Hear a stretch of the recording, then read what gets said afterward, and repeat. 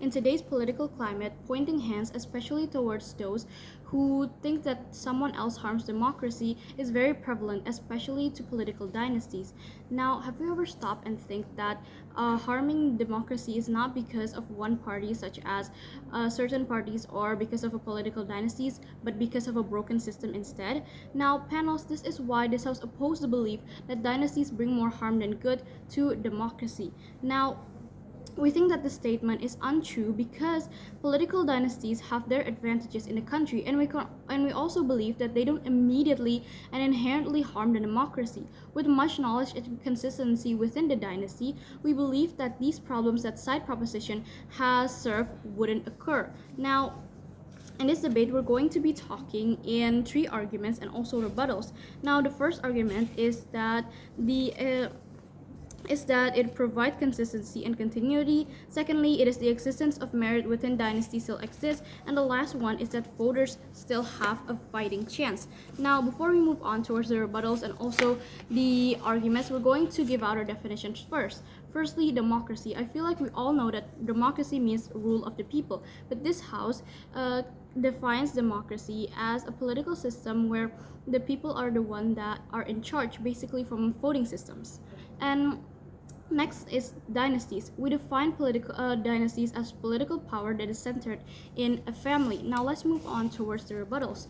Now, firstly, it is stated by the team proposition that with political dynasties, they initiate bias such as loyal followers and also someone who's pressured to vote these political dynasties. Now, we think that this statement is untrue because voters still have a choice. With loyal followers, they still have free will, and even if they can decide to not vote for someone with the same last names just because of a moral reason, it is still very possible. And again, because voting means that the one with the most vote won, it doesn't mean that everyone else is a loyal follower or are forced and pressured to. So other voters will still seen as the same.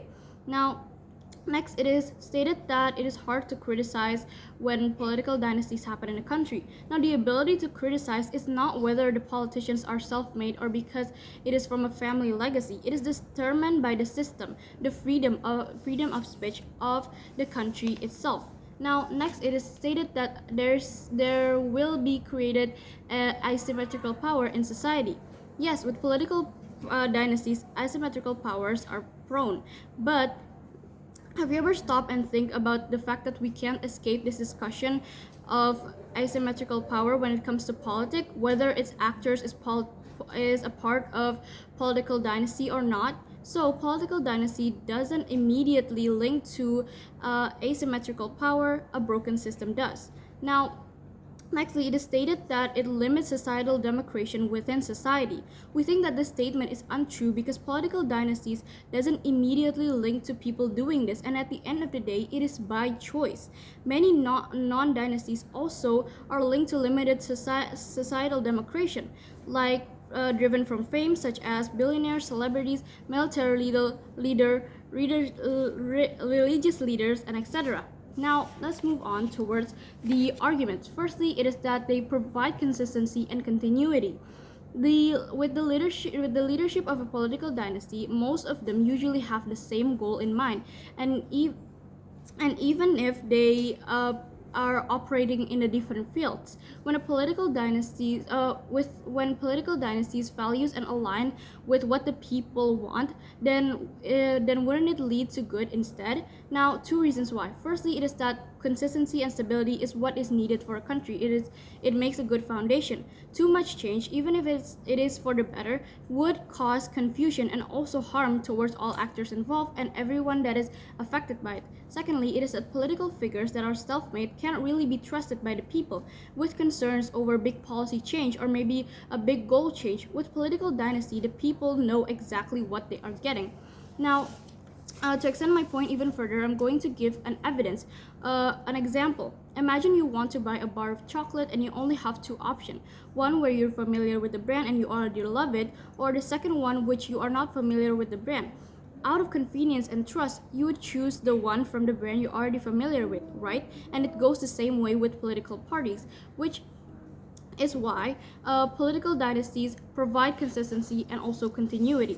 Now, next argument is that the existence of merit within dynasty still exists.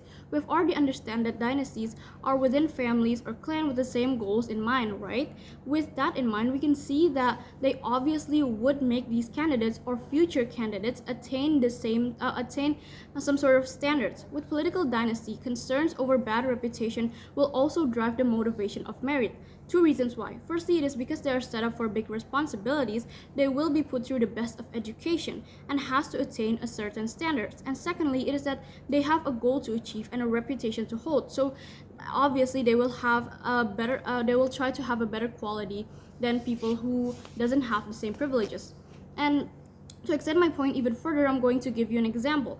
With people who are a part of these dynasties, they will born knowing what to do. They will be trained what to do, and they have already experienced secondhand what it is to be in a political party, either from their parents or from their relatives and etc.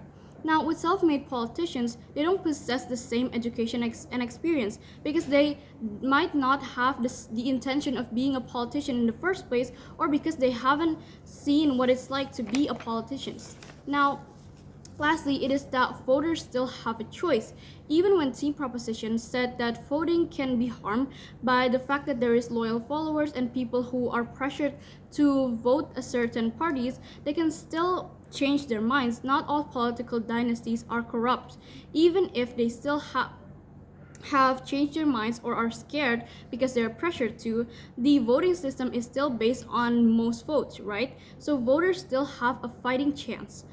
Two reasons why. Firstly, it is that loyal followers' free will and also change of mind, because again, these loyal followers sometimes don't follow these political dynasties because of a personnel, but because the values that they offer is aligned with what these people have in mind. And secondly, it is that not all political dynasties are linked to corruption, and the fact that other parties might also be prone to corruption. So it is not political dynasties, it can also be other parties.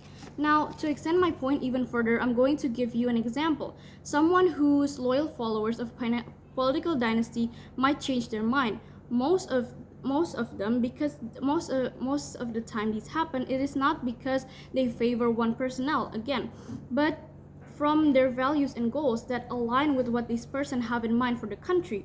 And if these goals change, these loyal followers can still change their mind and their vote will still be seen just like the others. And with the people that are pressured to do so, we think that it is not something that is entirely linked to political dynasties.